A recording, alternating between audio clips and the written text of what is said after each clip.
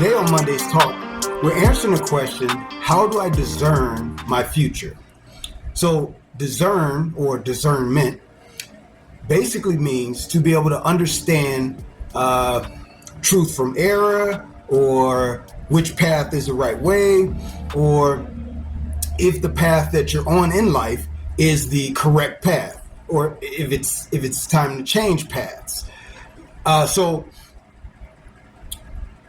many people in our day, of course, they have to discern. We all have to discern our paths in life, that we're actually pursuing a path that is a fulfillment of our destiny or our calling, or just that this is the route and these are the people and places and timing that I need to be in right now. And it's all correct. Okay, so discernment is a big thing when it comes to our lives. People are always trying to figure out their future. They go to horoscopes, they go to maybe even TV and movies to kind of inspire themselves towards a future that maybe they see played out in a movie or a TV show, or one of their favorite celebrities that they're following or inspired by to be like them. We take on many burdens in this life, and one of those really is the major burden of all of them, is to be able to discern where you're at right now and what you're doing right now is the right thing that you need to be doing, or if there's time for a change. So we always deal with it from a natural and spiritual standpoint. We're coming from the book of Genesis, and it's chapter 12, verses 1 through 5. So I'm not going to read these all out, but I'll explain what's going on here. So basically we have Abraham, who is called by God, and he's called to leave the familiar territories, the land, the people, the country, everything that he's used to, the environments that he's used to. He's called by God to leave that and to go somewhere else. And he's promised that he's going to be like the father of many nations, that many people are going to be blessed because of his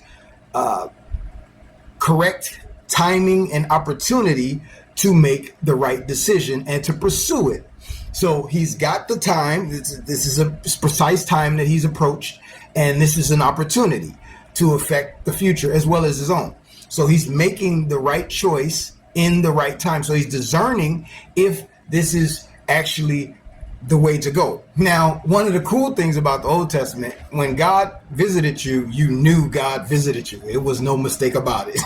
So in our day to day, we kind of really go by our conscience, even though the God still visits. It's not necessarily as dramatic as it was described or revealed in the Old Testament.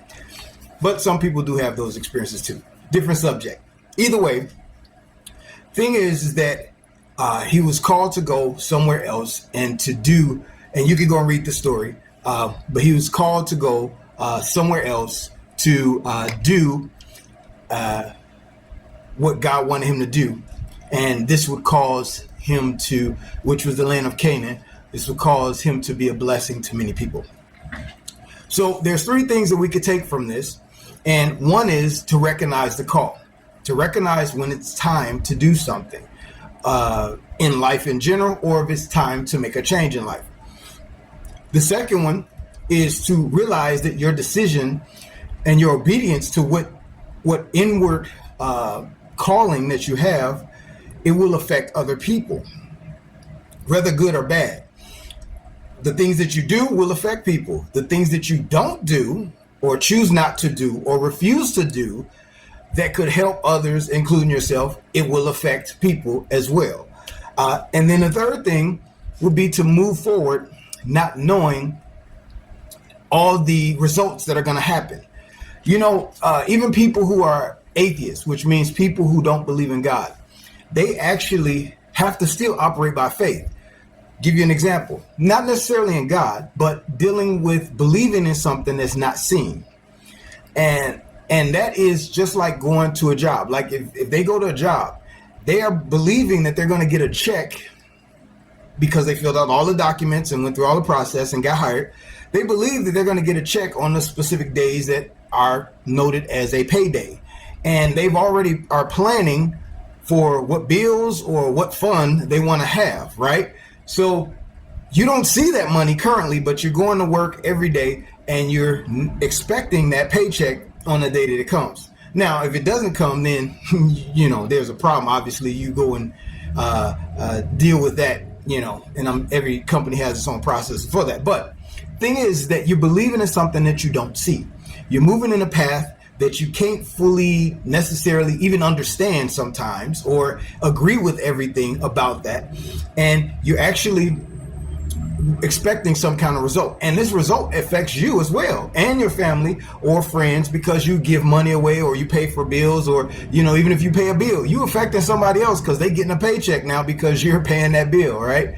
So either way, the thing is just to recognize the purpose, the call, the destiny that's in you, to realize it affects other people, and to move forward not knowing everything, because that's what they had to do. You're not going to know everything. You're not going to know how it's all going to turn out sometimes. But when you are really following the passion, the good passion, I'm not talking about bad things or illegal things or things that cause destruction and harm to other people. I'm not talking about that kind of stuff. I'm talking about good passions that actually, are invested in your heart to do.